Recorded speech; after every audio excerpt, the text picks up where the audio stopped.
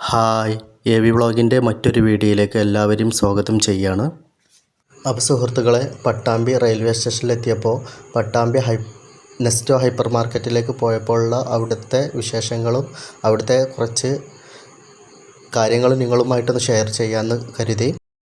അങ്ങനെ പട്ടാമ്പി റെയിൽവേ സ്റ്റേഷനിൽ നിന്നും ഏകദേശം 1.5 കിലോമീറ്റർ ഷൊർണൂർ പാലക്കാട് റൂട്ടിൽ പോയി കഴിഞ്ഞാൽ മേലെ പട്ടാമ്പിയിലാണ് നെസ്റ്റോ ഹൈപ്പർ മാർക്കറ്റ് സ്ഥിതി ചെയ്യണത്.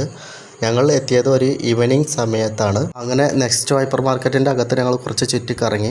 അതിന് ഫുൾ വർക്ക് കഴിഞ്ഞിട്ടില്ല, ഒരുപാട് ഷോപ്പുകൾ ഇനിയും വർക്ക് നടന്നുകൊണ്ടിരിക്കുന്നുണ്ട്.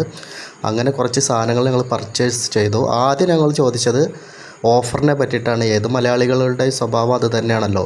അപ്പോൾ നമ്മൾ മലയാളികളുടെ ആ ഒരു വാല്യൂ ഞങ്ങളും കാണിച്ചു എന്ന് മാത്രം.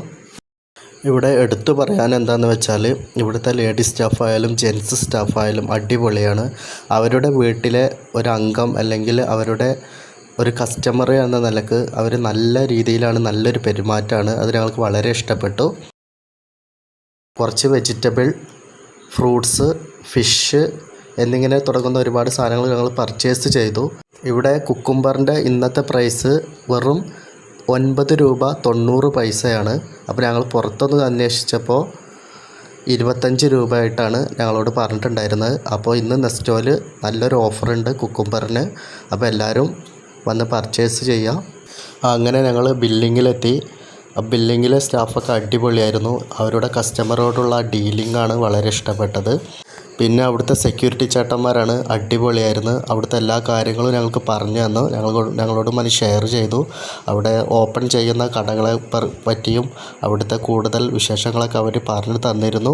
അപ്പോൾ എടുത്തു പറയേണ്ട ഒരു കാര്യമാണ്. അപ്പോൾ അവർ ഞങ്ങളോട് നന്ദി പറഞ്ഞു. ഞങ്ങൾ അങ്ങോട്ട് നല്ലൊരു ഷെയ്ക്ക് ഹാൻഡ് കൊടുത്തു. ഞങ്ങൾ ഇറങ്ങി. അപ്പോൾ ഈ കൊച്ചു വീഡിയോ നിങ്ങൾക്ക് എല്ലാവർക്കും ഇഷ്ടപ്പെട്ടെന്ന് കരുതുന്നു. അപ്പോൾ പുതിയൊരു വീഡിയോയുമായിട്ട് പിന്നെ കാണാം.